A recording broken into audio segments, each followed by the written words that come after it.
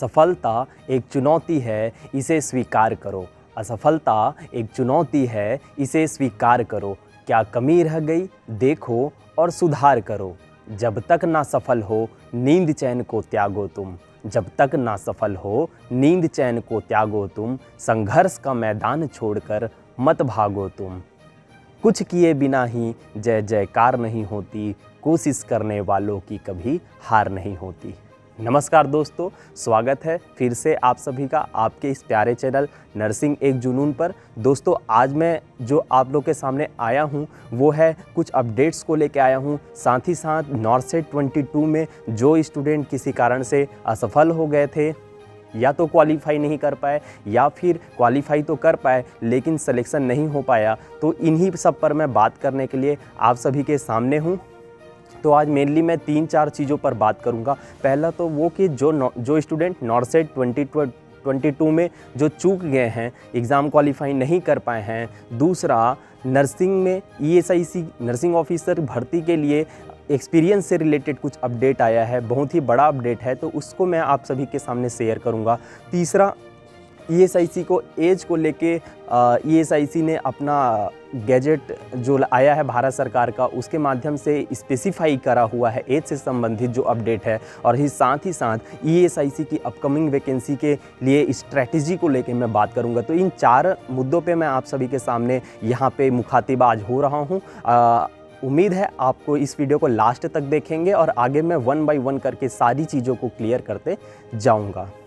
दोस्तों, जैसा कि आप सभी को पता है कि नॉर्सेट 2022 का जो एग्ज़ाम है वो 11 सितंबर 2022 को हुआ था और इसका जो रिज़ल्ट है वो भी आ गया था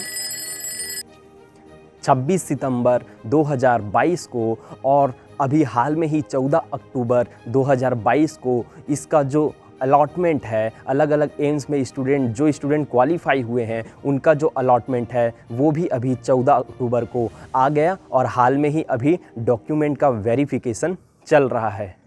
जो स्टूडेंट सक्सेस हो गए हैं, जो स्टूडेंट क्वालिफाई कर गए हैं और जिनका फर्स्ट जो अलॉटमेंट लिस्ट है उसमें नाम आ गया है, तो इस सक्सेस को देखते हुए उनके जो दोस्त हैं वो व्हाट्सएप पर स्टेटस लगा रहे हैं, फेसबुक पर पोस्ट कर रहे हैं, कोचिंग इंस्टीट्यूट अलग अलग बैनर और पोस्टर के माध्यम से अपनी खुशी का इजहार कर रहे हैं। उनकी फैमिली मेंबर, उनके फैमिली वालों के कॉल आ रहे हैं। कुल मिला के बोला जाए कि चारों ओर से बधाई एवं शुभकामनाओं का तांता लगा हुआ है।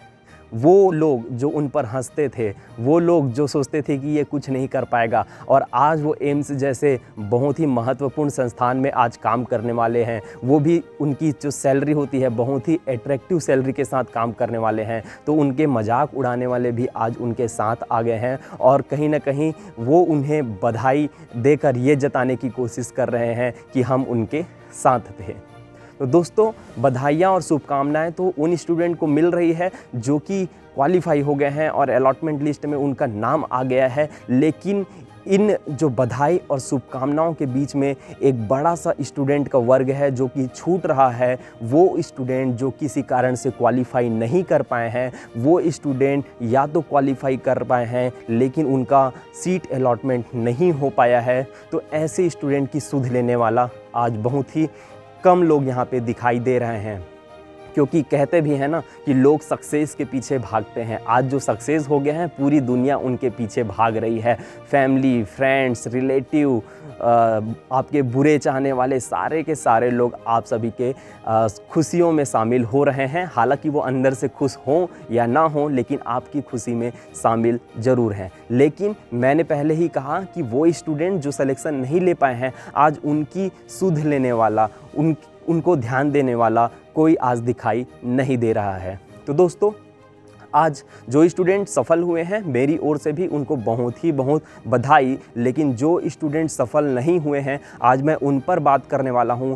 आगे ESIC नर्सिंग भर्ती में जो एक्सपीरियंस को लेके बड़ा अपडेट आया है उसके बारे में भी मैं खुलासा करूंगा, आगे आप सभी को अपडेट दूंगा। और एज को लेके भी स्पेसिफाई किया गया है तो उसकी भी जानकारी मैं यहाँ आप लोगों को देने वाला हूँ। तो दोस्तों, मैं उन स्टूडेंट्स के लिए अभी यहाँ खड़ा हूँ जो कि क्वालिफाई नहीं कर पाए हैं या फिर क्वालिफाई करने के बाद अच्छा रैंक नहीं ला पाए हैं या तो उनको सीट का अलॉटमेंट भी नहीं हो पाया है। तो उन स्टूडेंट से आप में से बहुत सारे मेरे जो व्यूअर हैं वो देख रहे हैं कि यहाँ पे जो चीज़ें हो रही है, क्योंकि एक तरफ तो जो अपने आपके फ्रेंड्स हैं, दोस्त हैं, उनको तो काफ़ी खुशियाँ मिल रही है ना, क्योंकि वो सिलेक्शन ले लिए हैं। लेकिन आप सभी से मैं आपके सामने बात करने के लिए आया हूँ और मैं आपसे पूछने आया हूँ, आपसे आपको कुछ बताने के लिए आया हूँ कि हम चूक कहाँ पर हो गई, आप कहाँ पर से चूक गए। क्या आपने अपने जो एक्सक्यूज़ेस थे, बहाने हैं, उन्हीं को ही आपका फेलियर का कारण बना लिया है? क्या ऐसे रीज़न थे जिससे आपको लगता है कि आपका जो सिलेक्शन नहीं हो पाया? आप भी कमेंट बॉक्स में जाइए और ये ज़रूर बताइए कि ऐसा क्या कारण रहा जिसके कारण आपका सिलेक्शन नहीं हो पाया। कई लोग बहाने बना रहे होंगे, बहाने का नहीं, मैं बोल सकता हूँ कि ये कारण भी आपके हो सकते हैं कि सर पढ़ने के लिए मुझे तो टाइम नहीं मिला, सर मैंने तो एग्ज़ाम के टाइम पे ही पढ़ना शुरू किया, ठीक है, सर इस बार का पैटर्न चेंज हो गया था, इस बार का एग्ज़ाम हार्ड आया हुआ था, सर इसमें तो 80-20 रेशियो था, लड़के हैं उनको ये भी लग रहा होगा, है ना, कि सर इसमें 80-20 रेशियो था। तो भाई इस 80-20 रेशियो उन लड़कों के लिए नहीं था क्या जो कि एग्ज़ाम पे सिलेक्शन ले लिए हैं? ठीक है, कहीं ना कहीं आपकी मेहनत में कोई कमी रही होगी, है ना, या आपका सही टाइम नहीं आ पाया होगा। तो बहुत सारे ऐसे कारण हो सकते हैं। तो आप बताइए कि क्या क्या कारण हो सकते हैं। मुझे जो कुछ कारण नज़र आ रहे हैं ये तो मैं बोल सकता हूँ कि सर पढ़े तो थे लेकिन एग्ज़ाम पे नहीं आया।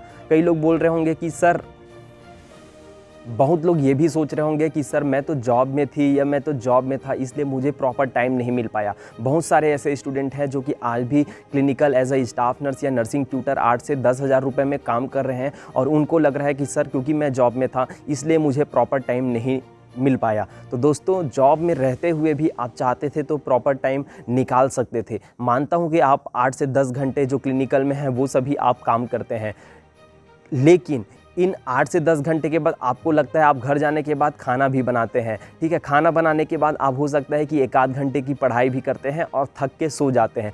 आपको लगता है कि आपने अपना 100% दिया है, आपने अपना फुल एफर्ट दिया है, लेकिन ये सोचिए कि वे स्टूडेंट जो कि कोई जॉब में नहीं है, कोई जॉब नहीं कर रहे हैं, केवल दिन रात वो रूम पर बैठ के, एक रूम में बैठ कर के वो पढ़ाई कर रहे हैं। तो आप ये बताइए कि आप तो ठीक है, आपको लग रहा है कि आपने 100% एफर्ट दिया है, आप ड्यूटी भी करते हैं, खाना भी बनाते हैं और 1 आध घंटे की पढ़ाई भी करते हैं, लेकिन कहीं ना कहीं आप उन स्टूडेंट से पीछे रह जाएंगे जो कि दिन में केवल पढ़ाई और केवल पढ़ाई कर रहे हैं। तो आप उनसे कंपैरिजन करके देखिए कि वाकई क्या आपको इस एग्ज़ाम को लेके आपने उतना एफर्ट डाल पाया। ठीक है, केवल आपका सोचना कि मैंने 100% एफर्ट डाला ये काफ़ी नहीं है। आपको दूसरे स्टूडेंट्स को भी देखना चाहिए जो कि दिन रात केवल और केवल पढ़ाई कर रहे हैं, वो जॉब नहीं कर पा रहे हैं। तो जो जॉब कर रहे हैं उनसे मेरी यही गुजारिश है, आप जॉब तभी करिए जब आपकी सैलरी से आपका घर चलता है। ठीक है, क्योंकि आपके पेरेंट्स ने जब 4 साल और 4 लाख रुपए देकर पढ़ा दिया है तो वो 6 महीना या साल भर की पढ़ाई और भी वो आपसे करा सकते हैं और आपका खर्चा वहन कर सकते हैं। मैं जॉब करने की सलाह तभी देता हूं जब आपकी सैलरी से आपका घर चल रहा हो। लेकिन अगर आपके घर वाले आपको 2 वक्त की रोटी खिलाने में सक्षम हैं तो आज ही जॉब छोड़ दीजिए, क्योंकि आप उन स्टूडेंट से कम्पीट नहीं कर पा रहे हैं, उनको टक्कर नहीं दे पा रहे हैं जो कि जी जान से वो दिन भर की पढ़ाई कर रहे हैं। तो जल्दी जॉब से छोड़ दीजिए। बात करूं तो बहुत लोग को लगता है कि सर मुझे नींद बहुत आती है, सर मेरे घर का फाइनेंशियल कंडीशन ठीक नहीं था, सर मुझे पेरेंट्स तो खाना बनाने के लिए बोलते हैं, सर मुझे तो बार बार पढ़ते पढ़ते हेडेक हो जाता है। अगर हेडेक हो जाता है तो पहले आप अपने आंखों का इलाज कराइए, हो सकता है कि आपको चश्मा लग गया हो। तो बहुत सारे ऐसे कारण हो सकते हैं। बहुत सारे कुछ लोग मुझे मैसेज करते हैं कि सर मैं तो मैरिड हूँ, ठीक है, या सर मेरी शादी हो चुकी है, तो बच्चे होते हैं तो घर में घर का काम होता है, बच्चों को देखना होता है, तो इसलिए मुझे पढ़ना बहुत मुश्किल होता है, मैं टाइम नहीं निकाल पाता या नहीं निकाल पाती। तो मैं उनसे एक ही बात बोलता हूँ कि बहुत सारी हमारे देश में ऐसी महिलाएं हैं जो कि बच्चे होने के बाद में भी IAS और IPS तक बन गई है और आपको तो खाली एक सरकारी स्टाफ नर्स या सरकारी नर्सिंग ऑफिसर बनना है। तो आप उनसे कंपैरिजन कीजिए कि दूसरी लेडी जो है बच्चों के होते हुए IAS और IPS जैसी बड़ी एग्जाम निकाल दे रही है, लेकिन आप जो है एक छोटा सा नर्सिंग का जो नर्सिंग ऑफिसर या स्टाफ नर्स की वैकेंसी आ रही है उसका एग्ज़ाम नहीं निकाल पा रहे हैं। तो मैं हमेशा ये नहीं बोलूँगा कि आपके कारण जो है कितने रीज़नेबल थे, आपका सिलेक्शन नहीं हो पाया इस चीज़ को लेके, लेकिन मैं ये समझता हूँ कि कहीं ना कहीं आपकी पढ़ाई में ज़रूर कमी रही होगी। और जितने सारे मैंने कारण बताए ये एक्चुअल में मुझे कारण नहीं, बल्कि एक्सक्यूज़ेस या बहाने नज़र आते हैं। तो आपको इस चीज़ को इवैल्यूएट करना होगा कि वाक़ई आपका क्या दिक्कत था, या इस दिक्कत को आपने, मैं समझता हूँ कि कहीं न कहीं ये जो आपकी दिक्कतें लग रही है उसे मैं बहाने के रूप में देखता हूँ, क्योंकि करने वाला तो अल्टीमेटली कर ही लेता है। ये तो हो गया सारे कारण, लेकिन मुझे जो सबसे बड़ा कारण नज़र आता है आपके सिलेक्शन नहीं हो जाने का, तो मुझे लगता है कि आपका इस एग्ज़ाम को लेकर कोई सीरियसनेस नहीं रहा होगा। ठीक है, मैक्सिमम जो स्टूडेंट, मैं उन स्टूडेंट को एक्सेप्शन या अपवाद के रूप में ले रहा हूं जो कि क्वालिफाई हुए हैं और दिन रात पढ़ रहे थे, मैं उनकी भी आगे बात करूंगा, लेकिन मैक्सिमम स्टूडेंट जो कि क्वालिफाई ही नहीं कर पाए हैं, मैं एक ही चीज़ कहता हूं कि कहीं ना कहीं आप में सीरियसनेस, गंभीरता की कमी थी इस पर्टिकुलर एग्ज़ाम को लेकर। तो दोस्तों, ये सारे कारण तो मैंने बताए हैं और लगता है कि आप इन सब कारणों से कोरिलेट कर पा रहे होंगे, अपने आप को जोड़ के देख पा रहे होंगे वाकई में आप सभी का क्या प्रॉब्लम था। आप कमेंट बॉक्स में जाइए और बताइए, ताकि मैं आपकी जो दिक्कतें हैं उनको और अच्छे से समझ सकूं। तो कमेंट बॉक्स में जाइए फटाफट और कमेंट्स में लिखिए कि आप ऐसा क्या कारण रहा होगा जिसके कारण आपका सिलेक्शन नहीं हो पाया। और आखिरी में मैंने खुद से जो अनुभव किया है कि आप में सीरियसनेस की कमी थी, आप इस एग्ज़ाम को लेकर गंभीर नहीं थे, मुझे यही तो सबसे बड़ा जो कारण है वो लगता है। तो दोस्तों, ये तो हो गए कारण। अब मैं कारण को छोड़कर ये जानना चाहता हूँ कि आपको इस एग्ज़ाम पे सिलेक्शन क्यों लेना है भाई? ऐसी क्या ज़रूरत पड़ गई जिसके लिए आपको इस नर्सिंग ऑफिसर या स्टाफ नर्स की सरकारी नौकरी की आपको ज़रूरत है? इसके पीछे उद्देश्य क्या है? क्योंकि आप सफल तभी हो सकते हैं जब आपको अपना उद्देश्य क्लियर हो। आप अपना गोल क्लियर नहीं है कि आपको सिलेक्शन क्यों लेना है, आपके इस सिलेक्शन से क्या बदल जाएगा, आपकी ज़िंदगी में ये नौकरी क्यों मायने रखती है, तो इन सारे जो उद्देश्य है, आपके जो उद्देश्य है इस नौकरी को पाने का, वो आपको क्लियर होना चाहिए। ठीक है, आप क्या चाहते हैं कि आपकी फैमिली का फाइनेंशियली कंडीशन वीक है, तो क्या उसे इस्टाब्लिश किया जाए, अच्छे से आगे बढ़ाया जाए, या आप चाहते हैं कि आपके पेरेंट्स की आपको मदद करनी चाहिए इसलिए, या आपको लगता है कि आपको, सबसे पहले मैं बता दूं कि इस उद्देश्य को फिर से कमेंट बॉक्स में जाइए, आप मेरे को बताइए कि भाई एग्ज़ाम पे सिलेक्शन आपको क्यों लेना है, क्या कारण है एग्ज़ाम पे सिलेक्शन लेने का। क्योंकि जितने सारे मेरे प्यारे व्यूअर हैं तो उन सभी के कारण अलग अलग हैं, उनकी प्रायोरिटीज़ अलग अलग है, उनकी ज़िंदगी के मतलब मायने अलग अलग हैं। हर कोई सिलेक्शन ले जाने के बाद एक ही काम नहीं करेगा, क्योंकि बहुतों के उद्देश्य, क्योंकि यहाँ बहुत लोग हैं तो बहुत सारे उनके उद्देश्य भी होंगे, लेकिन कहीं ना कहीं ये उद्देश्य ज़रूर होगा कि हम अपने फाइनेंशियल कंडीशन को और अपनी ज़िंदगी को इस नौकरी के माध्यम से अच्छा बनाएं। तो मुझे लगता है कि सबसे बड़ा उद्देश्य यही होगा। ठीक है, आप भी अपना उद्देश्य सबसे पहले ढूंढिए कि भाई नौकरी क्यों चाहिए। अगर क्यों चाहिए तो इस चीज़ को देर रात सोचिए। अगर आपको लगता है कि फाइनेंशियली कंडीशन या पैसे की वजह से क्या आपके पेरेंट्स का किसी ने मजाक उड़ाया था क्या कभी, या कभी आपको गरीब या नीचा दिखाने की कोशिश करी थी क्या, तो या किसी ने ताने मारे थे, आपके फैमिली हो सकते हैं, आपके फ्रेंड्स हो सकते हैं, क्या आपकी फाइनेंशियली कंडीशन को लेकर कभी आपको शर्मिंदगी का सामना करना पड़ा होगा क्या। ठीक है, या और भी बहुत सारे कारण हो सकते हैं जो आपको ये वजह ज़रूर दे देंगे कि भाई आपको पढ़ना क्यों ज़रूरी है।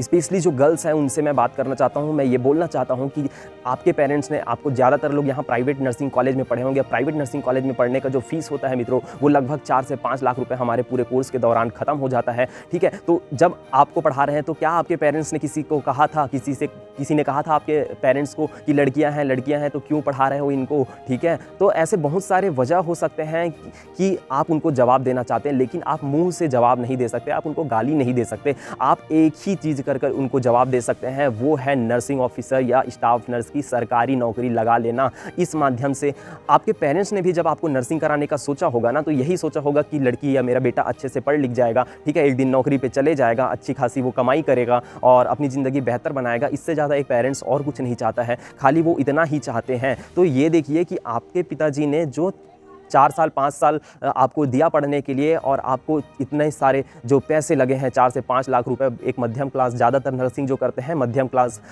मिडिल क्लास जो फैमिली है वही ज़्यादातर करते हैं, तो उन्होंने अपना खून पसीने की कमाई एक करके आपको पढ़ाने में लगा दिया है। तो आपका क्या रिस्पॉन्सिबिलिटी बनता है कि आप अपने पेरेंट्स को उस चीज़ को रिटर्न कैसे करें। वो रिटर्न के रूप में कोई पैसा नहीं चाहते हैं, वो केवल यही चाहते हैं कि मेरे बेटी या बेटा का जो भविष्य है वो अच्छा बन जाए, वो सेटल हो जाए। इससे ज़्यादा कोई पेरेंट्स और कुछ नहीं चाहता है। कोई पेरेंट्स ये नहीं चाहता है कि मैंने आपके ऊपर 5 लाख रुपए इन्वेस्ट किया है तो 5 लाख रुपए मेरे को दे दो। ठीक है, वो खाली यही चाहता है कि एक आप अच्छे से सेटल हो जाओ अपनी ज़िंदगी में। तो दोस्तों, मैंने कहा कि इस गवर्नमेंट जॉब को लेने का, सिलेक्शन होने का, ठीक है, और सिलेक्शन हो जाने के बाद आपको उद्देश्य ढूंढना पड़ेगा, ठीक है, कि क्या ऐसा कारण है जिससे कि मैं इस नौकरी को लूँ। इस 70,000 की नौकरी से मेरी ज़िंदगी में क्या आमूल-चूल परिवर्तन होंगे, क्या ऐसे चेंजेस होंगे। तो इस जो उद्देश्य है उसको आपको ढूंढना सबसे ज़्यादा ज़रूरी मैं मानता हूँ। लड़कियों के लिए स्पेशली एक बात कह देता हूँ कि अगर आप सिलेक्शन ले लेते हैं तो क्या होगा। पहले मैं ये बात करूँगा कि अगर आप सिलेक्शन नहीं लिए तो क्या होगा। अगर लड़कियों आप अगर सिलेक्शन नहीं लिए तो लड़के जो है आपको चूज़ करेंगे, शादी की बात कर रहा हूँ, ठीक है। लेकिन अगर आपने एक गवर्नमेंट जॉब ले लिया तो आप लड़कों को चूज़ करेंगे। तो ये बहुत ही बड़ा, कहने में ये चीज़ें बहुत ही सामान्य लग रही हैं, लेकिन इसमें बहुत ही बड़ी बात छुपी हुई है। तो इस चीज़ को आपको ध्यान देने की ज़रूरत है। एक चीज़ और मैं आप सभी से शेयर करना चाहूँगा कि आप जो गवर्नमेंट जॉब में जाते हैं तो क्या चेंजेस है, सैलरी में कितना चेंजेस है, मैं आपको बताता हूँ, है ना। कि अगर हम प्राइवेट नौकरी ज्वाइन करते हैं, बीएससी नर्सिंग या जीएनएम करने के बाद हम किसी हॉस्पिटल या ट्यूटर में, मैं अप्रॉक्स सैलरी की बात कर रहा हूँ, लगभग जो होते हैं वो होते हैं 7,000 रुपये, ठीक है। किसमें, जब हम प्राइवेट नौकरी पे ज्वाइन करते हैं किसी हॉस्पिटल में या फिर किसी प्राइवेट नर्सिंग कॉलेज में।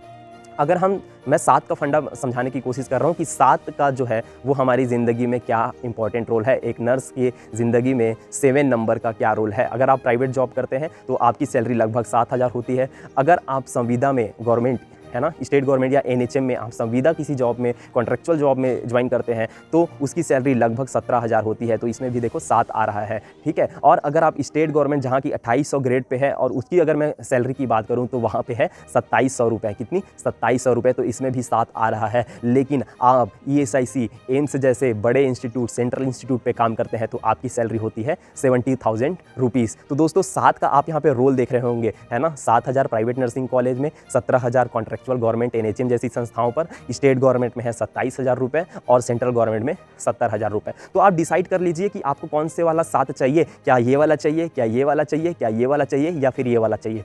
और मुझे लगता है कि सबको सबसे नीचे वाला जो है ये वाला चाहिए होगा, ठीक है। तो हर कोई यही आप डिसाइड कर लीजिए कि आपको क्या करना है।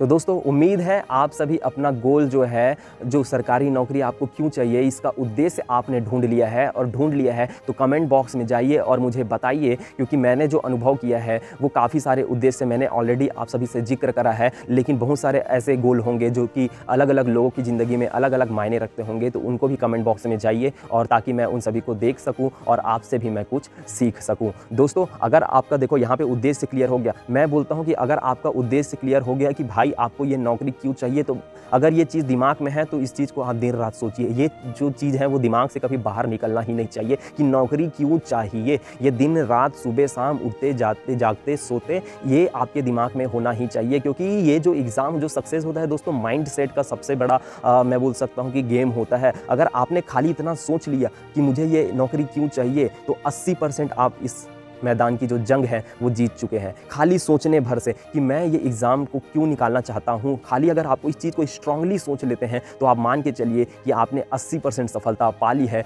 20% जो खाली होता है वो मेहनत का होता है, एग्ज़ाम का होता है, आपके प्रिपरेशन का होता है। क्योंकि आप जब तक दिमाग में सोच ही नहीं पाएंगे कि नौकरी आपको क्यों चाहिए तो भाई पढ़ेंगे कैसे। लेकिन जिन्होंने सोच लिया वो बिना पढ़े नहीं रह सकते। जिसने सोच लिया, अच्छे से स्ट्रांगली सोच लिया कि ये नौकरी मुझे क्यों चाहिए, तो वो खुद को पढ़ने से नहीं रोक पाएंगे, इस बात की मैं गारंटी देता हूँ, है ना, ठीक है। और जिस चीज़ को आप बार बार सोचते हैं ना कि नौकरी क्यों चाहिए क्यों चाहिए क्यों चाहिए, कि इनको जवाब देना है, कौन मेरा इंसल्ट किया था, ठीक है, मैं अपनी फाइनेंशियली कंडीशन को कैसे स्ट्रॉन्ग करूं, ठीक है, और मेरे ऊपर आज जो हंसते हैं उनको मैं कैसे जवाब दे सकूं। तो मैंने बोला कि कारण बहुत सारे हो सकते हैं, उद्देश्य बहुत सारे हो सकते हैं, लेकिन आपके जो एक उद्देश्य इस नौकरी को पाने का जरूर ढूंढना। क्योंकि मैं इस चीज़ के ऊपर बार बार इसीलिए फोकस कर रहा हूँ क्योंकि ये जो जंग है उसका 80% जीतने में आपको मदद करेगा अगर आपने अपना उद्देश्य ढूंढ लिया। और जब इस चीज़ को माइंड में आप दिन रात अगर सोचते रहेंगे ना, ठीक है, तो आपने ये सुना होगा कि लॉ ऑफ अट्रैक्शन, एक चीज़ पढ़ा होगा आपने या कभी सुना होगा, है ना, कि ओम शांति ओम एक पिक्चर आई थी शाहरुख खान की, तो उसमें कहा है कि किसी चीज़ को शिद्दत से चाहो तो सारी कायनात उसे तुमसे मिलाने में लग जाती है। तो दोस्तों ये हालांकि एक पिक्चर का डायलॉग है, लेकिन इस डायलॉग में बहुत सारी चीज़ें छुपी हुई है। इसमें लॉ ऑफ अट्रैक्शन भी छुपा होता है ना, कि हम जिस चीज़ को जितना स्ट्रांगली सोचते हैं ना, वो चीज़ जितनी स्ट्रांगली हम जिस चीज़ को सोचते हुए आगे बढ़ते हैं, उतने ही स्ट्रांग जो हमारा गोल है वो हमारे पास आता है। मान के चलिए कि ये मेरा थॉट है, ये मेरे सोचने का तरीका है, ठीक है। मैं सोच रहा हूँ स्ट्रांगली कि ये नौकरी मेरे को क्यों चाहिए, मैं देर रात ये सोच रहा हूँ। तो जितने स्पीड से मैं सोच रहा हूँ, ये गोल भी उतनी ही स्पीड से तुम्हारी ओर आएगा। आप जितना स्ट्रांगली सोचेंगे, उतना ही स्ट्रांगली ये जो आपका जो गोल है कि नॉरसेट है, ESIC है, वो भी आपके पास आएगा और एक दिन आपका मिलन हो जाएगा। तो दोस्तों, लॉ ऑफ अट्रैक्शन, ठीक है, आप स्ट्रांगली सोचिए, बार बार सोचिए, बार बार सोचिए। 80% आज मैं जो 80% माइंडसेट है ना, खाली उसी के ऊपर बात कर रहा हूँ। मैं 20% प्रिपरेशन की बात थोड़ी सी कम कर रहा हूँ यहाँ पे, क्योंकि अगर आप जब तक सोच ही नहीं पाएंगे तब तक सिलेक्शन मिलेगा ही नहीं। आप जी जान से जब तक नहीं सोचेंगे कुछ नहीं हो सकता। लेकिन आप जिस दिन सोच लिए कि आपको अपना उद्देश्य मिल गया, तो मान के चलना कि 80% जो जंग है वो आप जीत चुके हैं। आपको अपना उद्देश्य अगर मिल गया है ना, तो आप 80% जंग जीत चुके हैं। और आपके ऊपर हंसने वालों का, आपका बुरा चाहने वाले, जो चाहते हैं कि आपका सिलेक्शन ना हो, उसको मन ही मन बोलना है, ठीक है। मुंह से नहीं बोलना है, मुंह से कोई भी जवाब नहीं देना है। मन ही मन हमको ये बोलना है कि अभी तो खामोशी है, फिर शोर आएगा, तुम्हारा वक्त आया है, हमारा दौर आएगा, ठीक है। तो इस चीज़ को बोलना है, ठीक है, मन में बोलना है, क्योंकि एक दिन तो जब रिजल्ट आएगा आपका, तो ये चीज़ लोगों को दिखाई दे ही देगा। दोस्तों, मैं बोलता हूँ कि आप 6 महीना हार्ड वर्क कीजिए, चाहे कोचिंग कीजिए, चाहे PR यादव बुक की जो MCQ वाली जो पार्ट है वो पढ़िए, साथ ही साथ थ्योरी वाली पार्ट को कंप्लीट कीजिए। 6 महीना इतना पढ़िए। मैं ये नहीं बोलता कि इन 6 महीने पढ़ने में आपका सिलेक्शन हो जाएगा, लेकिन ये 6 महीना कंटिन्यू आपने पढ़ा, हार्ड वर्क किया, तो आप कड़ी मेहनत करना जरूर सीख जाएंगे, ठीक है। 6 महीना पढ़ना सिलेक्शन की गारंटी नहीं है, लेकिन इन 6 महीने में आपको ये समझ आ जाएगा कि कड़ी मेहनत, हार्ड वर्क कैसे किया जाता है, ठीक है दोस्तों। बहुत लोग ये सोच रहे हैं कि सर GNM से रिलेटेड एक बड़ा अपडेट देने वाले थे कि GNM में जो नर्सिंग में एक्सपीरियंस मांगा जाएगा इस बार ESIC में, तो उससे रिलेटेड कुछ अपडेट आप देने वाले थे। तो मैं आपको बड़ा अपडेट दे देता हूं, क्योंकि मैक्सिमम लोगों को नहीं पता है। क्योंकि लास्ट टाइम जो 2019 की वैकेंसी आई थी, उसके नोटिफिकेशन में GNM नर्सिंग के लिए कोई भी एक्सपीरियंस नहीं मांगा गया था। ये जो मैं बात बता रहा हूँ दोस्तों, इंडिया में बहुत ही कम लोगों को पता है, और आप लोग को इस वीडियो के माध्यम से पता चल रहा होगा, क्योंकि आप कहीं भी देखेंगे, प्रीवियस वैकेंसी देखेंगे, तो एक्सपीरियंस को लेकर GNM में कोई भी एक्सपीरियंस नहीं मांगा गया था। और सारे लोग यही बता रहे हैं कि GNM के लिए कोई भी एक्सपीरियंस नहीं चाहिए। ESIC वैकेंसी के लिए एम्स का तो सबको पता है कि 2 year experience in 50 bedded hospital मांगा गया है GNM के लिए, लेकिन ESIC में अब तक के इतिहास में कभी भी GNM के लिए कोई भी एक्सपीरियंस नहीं मांगा गया है। लेकिन बड़ा अपडेट मैं आपको दे रहा हूं, इस चीज़ को आप ध्यान रखना। अभी 2022 के जो गैजेट ऑफ इंडिया में ESIC नर्सिंग ऑफिसर की भर्ती से रिलेटेड जो अपडेट आया है, मैं गैजेट यहाँ पे शो करूँगा आप लोगों को, आप देख सकते हैं, ठीक है। तो इस गैजेट के अनुसार जो GNM वाले बच्चे हैं, जो GNM के स्टूडेंट हैं, उनको GNM कंप्लीट करने के बाद उनको 1 ईयर ESIC में 1 ईयर इन 50 बेडेड हॉस्पिटल में क्लिनिकल एक्सपीरियंस होना चाहिए। तो ये अपडेट आप याद रखेंगे, ठीक है। बहुत सारे लोग कमेंट बॉक्स में जाके पूछते हैं कि सर एक्सपीरियंस का क्या है, बताइए कैसा है। तो मैं हर किसी को कमेंट्स में जवाब देना मेरे लिए थोड़ा सा मुश्किल होता है, क्योंकि आप सभी के बहुत सारे कमेंट्स आते हैं, सभी कमेंट्स का इंडिविजुअल जवाब देना मुश्किल होता है। तो आप वीडियो को लगातार देखते रहिए और चैनल को सबसे पहले तो सब्सक्राइब कर दीजिए।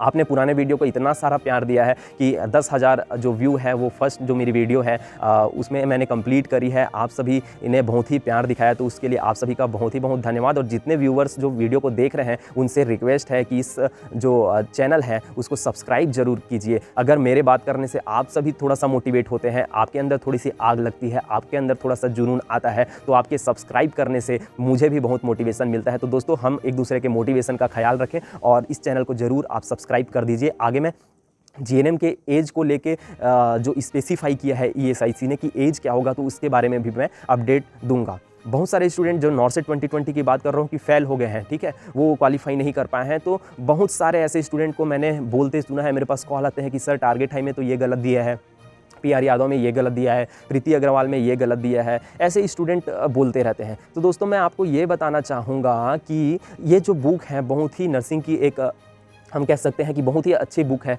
और हो सकता है कि 1 लाख क्वेश्चन वहाँ पे दिया होगा, तो 2, 4, 10 क्वेश्चन जो है प्रिंटिंग मिस्टेक से भी वो हो सकता है, उनकी गलती हो सकती है प्रिंटिंग मिस्टेक में। दोस्तों, स्टूडेंट क्या होता है कि 1 लाख जो अच्छे क्वेश्चन है ना, सही क्वेश्चन है, उनको पढ़ना छोड़ के उनमें जो कमी 1-2 क्वेश्चन में बाई प्रिंटिंग मिस्टेक की वजह से होता है, उस पे वो ज़्यादा ध्यान देते हैं और उस पर्टिकुलर बुक के ऊपर ट्रस्ट ही नहीं कर पाते हैं और कुल मिला के वो भी बहाने ढूंढ लेते हैं कि बुक में भी तो गलत दिया होता है, ठीक है, तो हमारा सिलेक्शन कैसा होगा, फिर हम कैसे पढ़ेंगे, ठीक है। तो बहाने की वजहें बहुत सारी हो सकती है, ठीक है। मैं बार बार बोलता हूँ कि चाहे टारगेट हाई हो, चाहे प्रीति अग्रवाल हो, चाहे PR यादव हो, किसी भी बुक का कोई कंपैरिजन नहीं होता।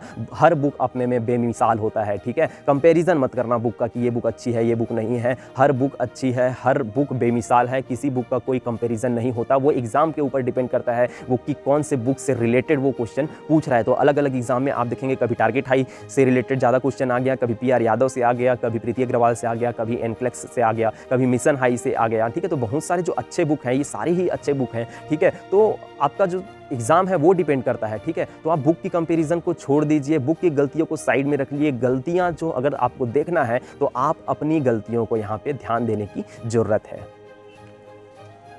एक चीज़ और आप सभी को बता देना चाहता हूँ कि बहुत सारे ऐसे लोग हैं जो कि ऑलरेडी किसी संस्था में कार्यरत हैं, चाहे प्राइवेट हो, चाहे गवर्नमेंट हो, चाहे संविदा हो, ठीक है, कहीं भी काम कर रहे हैं। हो सकता है कोई स्टेट गवर्नमेंट या कोई CHO में काम कर रहा है। तो एक चीज़ का ध्यान रखना कि जब भी आप ESIC की वैकेंसी का फॉर्म भरें या जिस भी अदर एग्ज़ाम का फॉर्म भरें, आप उस पर्टिकुलर जॉब में रहते हुए सबसे पहले जो आपके इंस्टीट्यूट है वहाँ से आप NOC के लिए ज़रूर अप्लाई कर दें। बहुत सारे ऐसे स्टूडेंट होते हैं जो कि ऑलरेडी जॉब कर रहे होते हैं लेकिन वो NOC अप्लाई नहीं करते हैं। आपको याद रखना है, चाहे आप प्राइवेट में हो, चाहे गवर्नमेंट पे हो, चाहे जिन भी संस्थाओं में हो, अगर आप दूसरे इंस्टीट्यूट को लेकर एग्ज़ाम दिला रहे हैं तो सबसे पहले आप करंट में जहां पोस्टेड हैं, ठीक है, वहां पे आप एक NOC के लिए ज़रूर वहां पे अप्लाई कर दिए कि कीजिए कि मैं फलाना एग्ज़ाम जो है वो दिलाना चाहता हूं, तो कृपया मुझे अनापत्ति प्रमाण पत्र देने का कष्ट करें। बहुत सारे लोग को पता ही नहीं होता है कि NOC जैसी कोई प्रक्रिया होती है। आप जब भी किसी जॉब में होंगे और दूसरा एग्ज़ाम दिलाना चाहते हैं तो आपको उस अपने डिपार्टमेंट से NOC लेने की ज़रूरत होती है। तो बहुत ही लोग नहीं पता होता है क्योंकि हमको, ठीक है। तो आप अगर आप कार्यरत हैं कहीं पे तो सबसे पहले तो NOC के लिए ज़रूर अप्लाई कर देना एग्ज़ाम फॉर्म भरने के पहले ही,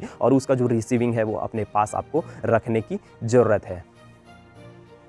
ESIC में एज को लेके जो अपडेट मैं आप सभी को बताना चाहता हूँ कि ESIC में जो लास्ट एज है, मैंने लास्ट वीडियो में 30 नॉट एक्सीडिंग 37 ईयर कहा था, ठीक है, ये बात सही है। लेकिन आपको और स्पेसिफाई अगर करके मैं बताऊं कि आपको ESI की वैकेंसी के लिए कितने एज की लिमिट है, तो मैं बता दूं 30 साल की लिमिट है, आपकी 30 साल की लिमिट है। लेकिन जो OBC है, ठीक है, जो OBC कैटेगरी से बिलोंग करते हैं उनको 33 साल तक वो एग्ज़ाम दिला सकते हैं। और जो ST SC या ऐसे व्यक्ति जो कि किसी गवर्नमेंट इंस्टीट्यूट में ऑलरेडी कार्यरत हैं, ऐसे लोगों के लिए 5 साल तक की छूट है, मतलब वो 35 साल तक से वो एग्ज़ाम दिला सकते हैं। तो एज को लेके मैं बहुत ही स्पेसिफाई कर रहा हूँ कि जो जनरल के लोग हैं, ठीक है, कोई गवर्नमेंट जॉब में नहीं है, ठीक है, उनके लिए 30 साल, OBC के लिए 33 साल, और ST और SC के और जो गवर्नमेंट जॉब में ऑलरेडी हैं तो उनके लिए 5 साल तक की छूट यहाँ पे ESIC देता है, ठीक है। तो एज को लेके और एक्सपीरियंस को लेके मैंने बहुत ही स्पेसिफिकेशन यहाँ पे दिया है। हाँ, BSc नर्सिंग वाले के लिए कोई भी एक्सपीरियंस की ज़रूरत नहीं है,